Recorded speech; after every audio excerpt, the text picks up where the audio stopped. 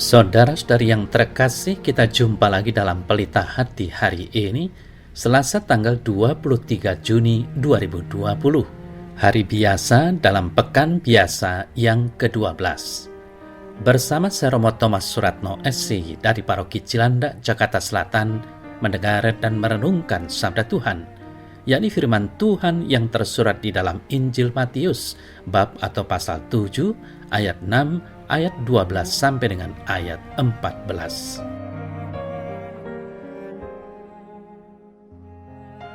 Dalam khotbah di bukit, Yesus berkata, "Jangan kamu memberikan barang yang kudus kepada anjing, dan jangan kamu melemparkan mutiaramu kepada babi, supaya jangan diinjak-injaknya dengan kakinya, lalu ia berbalik mengoyak kamu. Segala sesuatu yang kamu kehendaki supaya orang perbuat kepadamu, perbuatlah demikian juga kepada mereka. Itulah isi seluruh hukum Taurat dan kitab para nabi. Masuklah melalui pintu yang sempit, karena lebarlah pintu dan luaslah jalan yang menuju kepada kebinasaan, dan banyak orang yang masuk melaluinya. Karena sempitlah pintu dan sesaklah jalan yang menuju kepada kehidupan, dan sedikit orang yang mendapatinya."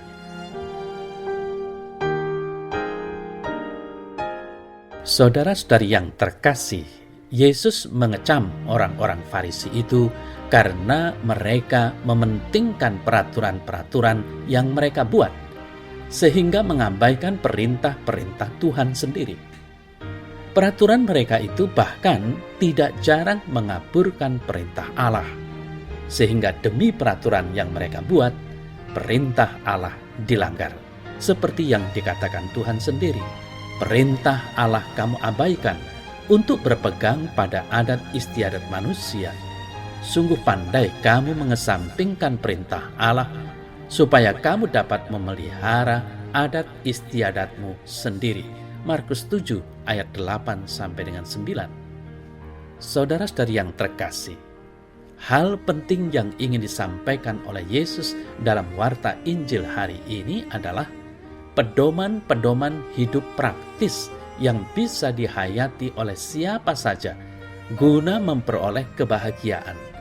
Jangan lakukan pada orang lain apa yang Anda tidak suka orang lain perbuat terhadap dirimu.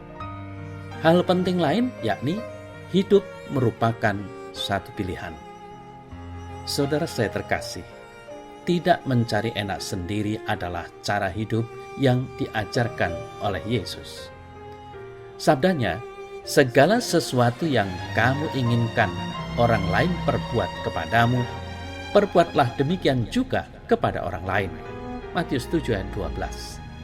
Dalam bahasa yang sederhana, bila kita menghendaki orang lain mencintai kita, maka kita juga harus mencintai lebih dulu.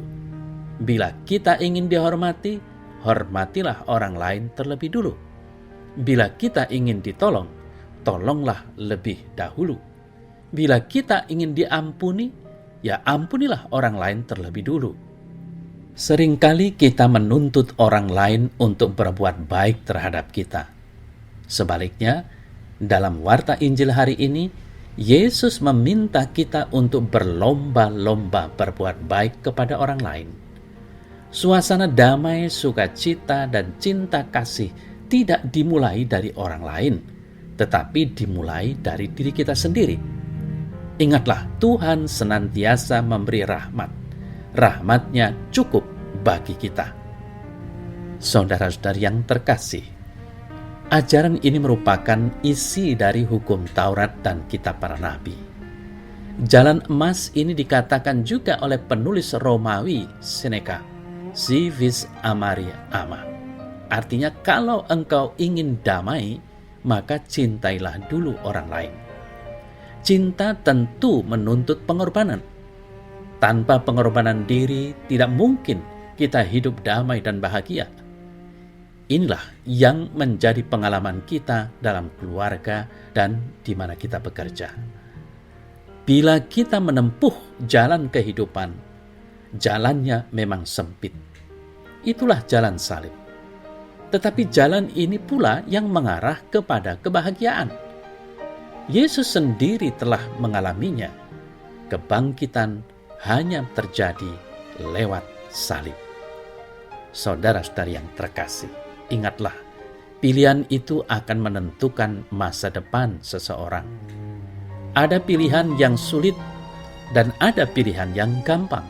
Yesus dalam warta Injil hari ini menegaskan bahwa pilihan yang gampang akan membawa orang kepada kebinasaan. Tetapi pilihan-pilihan yang sulit seperti memikul salib atau menyangkal diri akan membawa orang kepada kebahagiaan. Yesus mengharapkan supaya kita tidak mengelakkan pilihan-pilihan yang sulit, karena pilihan-pilihan seperti itu seringkali membawa kita kepada kebahagiaan yang sesungguhnya.